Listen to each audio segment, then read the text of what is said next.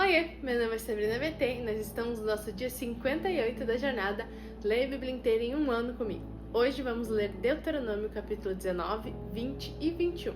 Se você ainda não é inscrito, se inscreve aqui no canal, deixa seu like e compartilha essa playlist com alguém que sempre diz que quer começar a ler a Bíblia. Manda essa playlist para ela e fala para ela que ela pode começar hoje mesmo.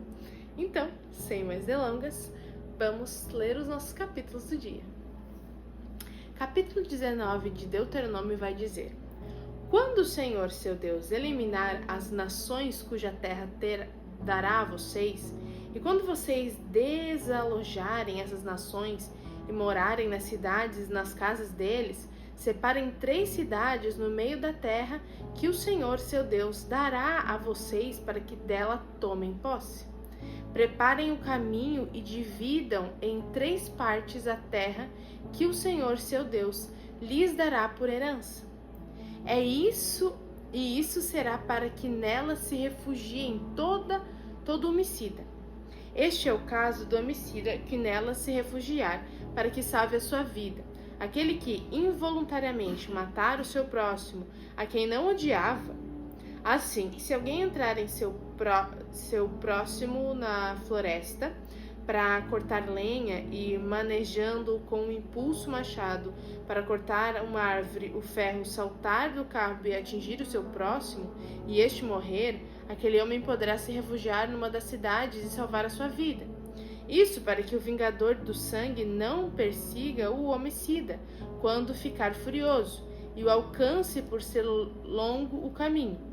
Lhe tire a vida, porque não merece morrer, pois não odiava. Portanto, ordeno a vocês que separem 3 cidades. Se o Senhor, seu Deus, ampliar o território de vocês, como jurou aos pais de vocês, e lhes der toda a terra que prometeu a eles, desde que vocês guardem e cumpram todos esses mandamentos que hoje lhes ordeno, amando o Senhor, seu Deus, e andando nos seus caminhos todos os dias, então vocês devem acrescentar mais 3 cidades além destas 3, para que não se derrame sangue inocente na terra que o Senhor, seu Deus, lhes está dando por herança, pois vocês seriam culpados da morte de homens inocentes.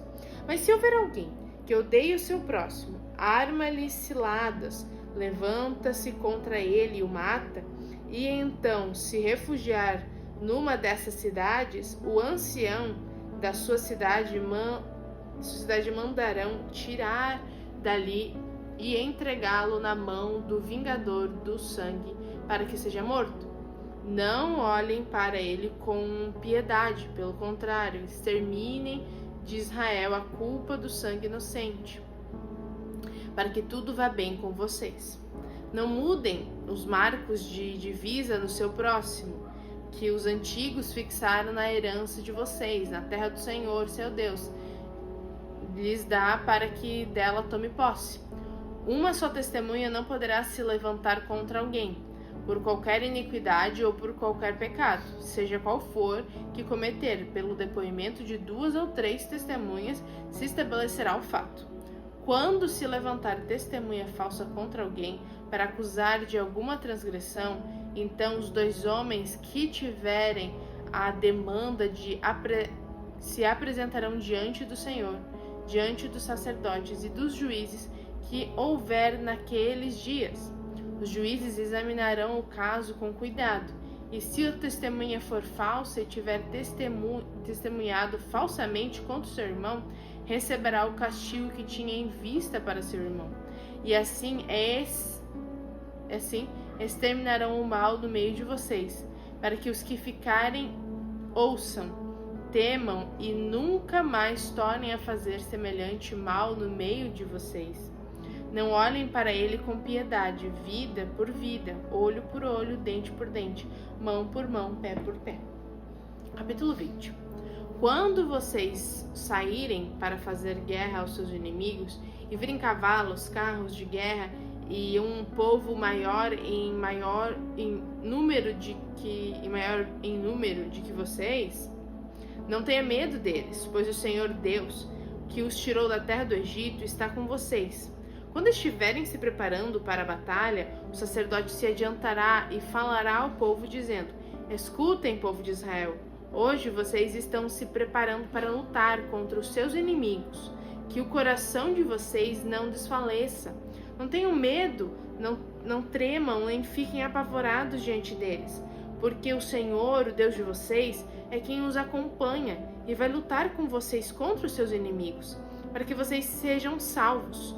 Os oficiais falarão ao povo dizendo: Existe aqui entre nós alguém que constitui uma casa nova e ainda não a consagrou? Volte para casa, para que não morra na batalha. E outro tenha de consagrar a casa. Existe aqui entre nós alguém que plantou uma vinha e ainda não colheu as uvas? Volte para casa, para que não morra na batalha. E outro venha e desfrute da vinha. Existe aqui entre nós algum homem que contratou casamento com uma mulher e ainda não recebeu como esposa? Volte para casa, para que não morra na batalha e outro homem a receba como esposa. E os oficiais continuarão a falar com o povo, dizendo: Existe aqui entre nós algum homem medroso de coração tímido? Volte para casa, para que os seus irmãos não acabem ficando com medo também. Quando os oficiais estiverem falado ao povo, designarão os capitães dos exércitos para que fiquem à frente do povo. Quando vocês se aproximarem de uma cidade para lutar contra ela, apresentem-lhe primeiro uma proposta de paz. Se a resposta é de paz e os moradores abrirem os portões, todos os que estiverem na cidade serão sujeitos a trabalho forçado e passarão a servir vocês. Porém, se eles não fizerem paz com vocês, mas declararem guerra, então vocês devem sitiar a cidade, e o Senhor seu Deus a entregará na mão de vocês, e vocês devem matar com a espada todos do sexo masculino que houver na cidade. Mas vocês podem ficar com as mulheres, as crianças, os animais e tudo o que houver na cidade. Todo o seu despojo podem desfrutar o despojo dos inimigos, que o Senhor seu Deus entregou a vocês. Façam assim com todas as cidades que estiverem longe de vocês, que não forem das cidades destes povos. Porém, nas cidades dessas nações, que o Senhor, seu Deus, lhes dá como herança, não deixem ninguém com vida. Pelo contrário, como o Senhor, seu Deus, ordenou, vocês devem destruí-las totalmente, os heteus, os amorreus, os cananeus, os ferezeus, os heveus e os jebuseus, para que essas nações não ensinem a vocês a fazer segundo todas as suas abominações que fizeram a seus deuses, pois vocês estariam pecando contra o Senhor seu Deus. Quando sitiarem a cidade por muito tempo, lutando contra ela para a tomar, não destruam as árvores, cortando-as com um machado, porque vocês podem comer dos seus frutos. Por isso, não cortem as árvores. Será que as árvores do campo são pessoas, para que sejam sitiadas por vocês? Mas as árvores cujos frutos vocês sabem que não são comestíveis, essas vocês podem derrubar e cortar, para com elas cercar a cidade que está em guerra contra vocês, até que sejam conquistadas. E agora, nosso último capítulo, capítulo 21. Se na terra que o Senhor, seu Deus, lhes dá, para que tomem posse dela, alguém for achado morto, caído no campo, sem que se saiba quem o matou, os anciãos e os juízes devem sair e medir a distância entre o morto e as cidades ao redor. Os anciãos da cidade mais próxima do morto tomarão uma novilha de rebanho que ainda não tenha sido usada no trabalho, nem puxado com jugo, e a trarão a um vale de águas correntes, que não foi lavrado nem semeado. E ali naquele vale desnucarão a novilha. Então se aproximarão os sacerdotes, filhos de Levi, porque o Senhor, o Deus de vocês, os escolheu para os servirem, para abençoarem em nome do Senhor e por sua palavra, decidirem toda demanda e todo caso de violência. Todos os anciãos dessa cidade mais próxima do morto lavarão as mãos sobre a novilha desnucada no vale e dirão: As nossas mãos não derramarão este sangue, e os nossos olhos não virão quem o derramou. Perdoa o teu povo o povo de Israel, que tu, ó Senhor, resgatastes, e não ponha a culpa no sangue inocente no meio do teu povo de Israel. E a culpa daquele sangue lhe será perdoada. Assim vocês eliminarão a culpa do sangue inocente do meio de vocês, pois farão o que é reto aos olhos do Senhor. Quando vocês saírem para fazer guerra aos seus inimigos, e o Senhor seu Deus os entregar nas suas mãos, e vocês fizerem prisioneiros de guerra, se algum de vocês vir entre eles uma mulher bonita, gostar dela e quiser tomá-la por esposa, deve levá-la para casa, onde ela rapará a cabeça, cortará as unhas e trocará a roupa que está usando ao ser capturada. Ela permanecerá em casa e ficará de luto pelo pai e pela mãe durante 1 mês. Depois disso, você pode tomá-la. Você será o seu marido e ela será sua esposa. E se você não gostar mais dela, deixe que ela vá para onde quiser. Você não pode vendê-la por dinheiro nem maltratá-la, porque a humilhou. Se um homem tiver 2 mulheres, uma a quem ama e a outra a quem não ama, e as 2 lhe derem filhos, e o primogênito for da que ele não ama, no dia em que repartir a herança entre os filhos, não poderá dar o primogênito ao filho da amada, preferindo ao filho da que ele não ama, e que é de fato primogênito. Pelo contrário, deve reconhecer por primogênito o filho da mulher que ele não ama, dando-lhe dobrada porção de tudo que possuir, porque aquele é o primogênito de seu vigor, o direito da primogenitura dele. Se alguém tiver um filho teimoso e rebelde, que não obedece à voz de seu pai nem à voz de sua mãe, e mesmo quando castigado não lhes dá ouvidos, seu pai e sua mãe o pegarão e o levarão aos anciãos da cidade, junto ao portão daquele lugar, e dirão: este nosso filho é rebelde e teimoso, não dá ouvidos à nossa voz, é comilão e beberrão. Então todos os homens da cidade o apedrejarão até a morte. Assim vocês eliminarão o mal do meio de vocês. Todo Israel ouvirá e temerá.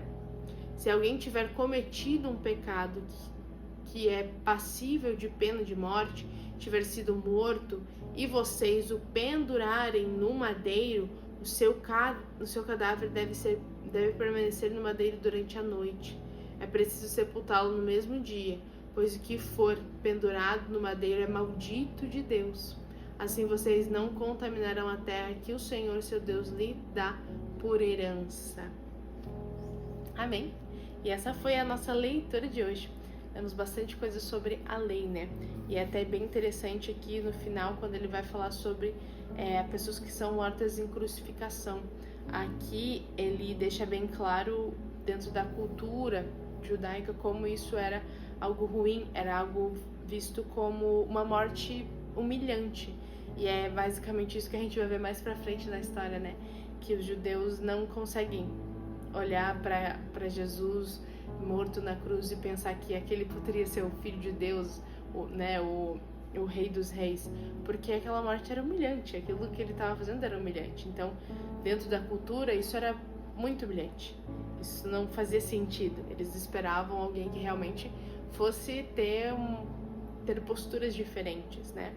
E só que Jesus não vem para cumprir a expectativa desses homens, né?